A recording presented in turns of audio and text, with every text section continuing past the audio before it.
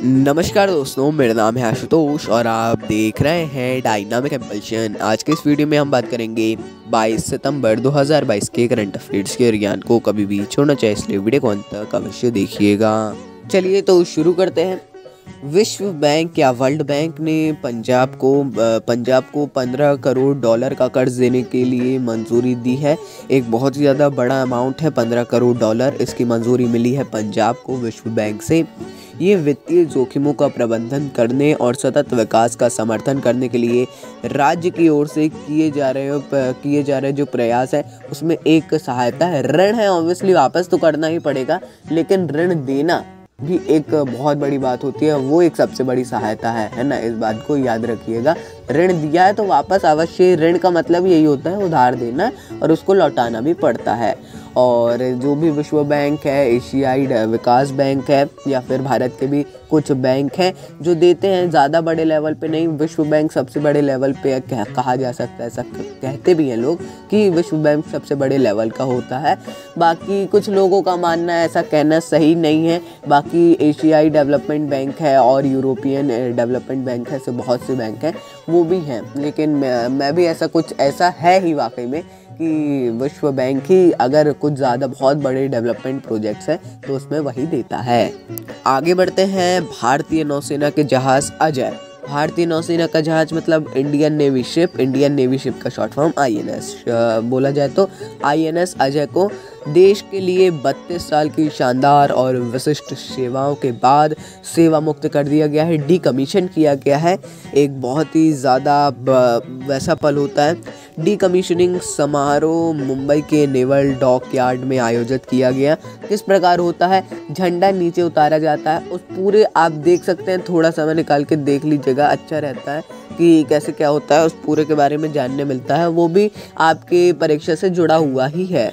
आगे बढ़ते हैं। एक ये जानकारी है कि 8 IIT संस्थानों के नए निदेशकों की नियुक्ति राष्ट्रपति द्रौपदी मुर्मू ने नियुक्ति दी है या मंजूरी दी है, कुछ भी आ सकता है। थोड़ा यहाँ पे गलत लिखा है। आप कह सकते हैं कि 8 नए IIT संस्थानों के निदेशकों को राष्ट्रपति द्रौपदी मुर्मू ने उनकी नियुक्ति को मंजूरी दी, ऐसे करके लिखिएगा, अच्छा रहेगा। और नियुक्ति दी है, इससे आप समझ सकते हैं राष्ट्रपति नियुक्ति देते हैं। और ये भी है कि 8 नए हैं, 8 ही IIT के हैं, और इनको इंग्लिश में यदि बोला जाए तो डायरेक्टर्स बोलते हैं इंग्लिश में, इतना आपको मालूम होगा। आगे बढ़ते हैं। हाल ही में लद्दाख में कारगिल अंतर्राष्ट्रीय मैराथन का उद्घाटन किया गया है। इसका उद्घाटन सेना अध्यक्ष जनरल मनोज पांडे ने किया है। ये 42 किलोमीटर की मैराथन है, इससे आप समझ सकते हैं बहुत ही बड़ी। वही है, राष्ट्र प्रेम, देश प्रेम को जगाने के लिए इस मैराथन का आयोजन किया गया है। बाकी ऐसी मैराथन वगैरह बहुत होती रहती हैं और बहुत होना भी चाहिए। इससे पता चलता है अपना देश एकजुट है और ये इम्पोर्टेंट भी है। बाकी यही है कि देखते रहा करिए कौन कर रहा है, या जितना मतलब अगर उपराष्ट्रपति करेंगे तो और ज़्यादा बड़ी बात है, राष्ट्रपति करेंगे तो और ज़्यादा, सेना अध्यक्ष ने किया है तो वो भी बड़ी बात है ही। ऐसा आप देखते रहिए, इससे आप समझ सकते हैं कि ये कितना इम्पोर्टेंट है और कितना नहीं। आगे बढ़ते हैं। नागालैंड के कारागार विभाग ने हाल ही में मोबाइल अटेंडेंस एप्लीकेशन को पेश किया है। मतलब कि कारागार विभाग जो जेल विभाग होता है हर राज्य में, और यहाँ पर मोबाइल अटेंडेंस एक एप्लीकेशन को पेश किया है। उद्देश्य वगैरह सब समझते हैं कि व्यापक उपस्थिति प्रबंधन प्रणाली को ये प्रदान करेगा। नई मतलब उपस्थिति प्रणाली आएगी जिसमें डिजिटली सब किया जाएगा, है ना, इससे आप समझ सकते हैं। बाकी मैं नहीं बोलूँगा इसको उतना इम्पोर्टेंट, पढ़ना चाहें तो पढ़ सकते हैं और ज़्यादा। आइए तो आगे बढ़ते हैं। स्वास्थ्य सेवाओं के लिए तमिलनाडु और मेघालय दोनों राज्यों ने ही स्वास्थ्य सेवाओं के लिए आपस में समझौता किया है। इसके तहत तमिलनाडु के जो स्वास्थ्य सेवा प्रदाता हैं वो मेघालय के डॉक्टरों और नर्सों को प्रशिक्षित करेंगे नए चीज़ों के लिए। बहुत ही ज़्यादा अच्छी बात है और समझौता बहुत मीनिंगफुल है, इसको आप और ज़्यादा अवश्य पढ़िएगा। यदि इन 2 राज्यों में से आते हैं तो आपको पता ही होगा और पढ़ना चाहिए, नहीं पता है तो। और यदि पूरे भारत में से कहीं पे भी आते हैं राज्यों को छोड़ के तो भी आपको पढ़ना चाहिए, इम्पॉर्टेंट है। ये बहुत ही अच्छा समझौता है।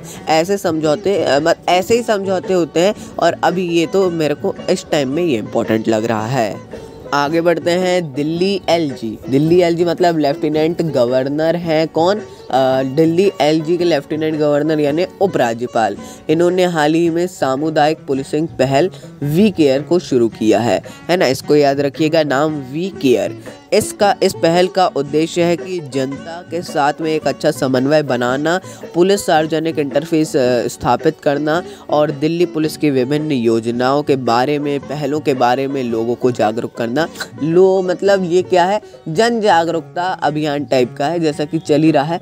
और ये एक अच्छी बात भी है, बहुत ही अच्छी बात है, पुलिस को ऐसा करना ही चाहिए। बाकी ये होम मिनिस्ट्री के अंडर में आती है दिल्ली पुलिस, इसको याद रखिएगा।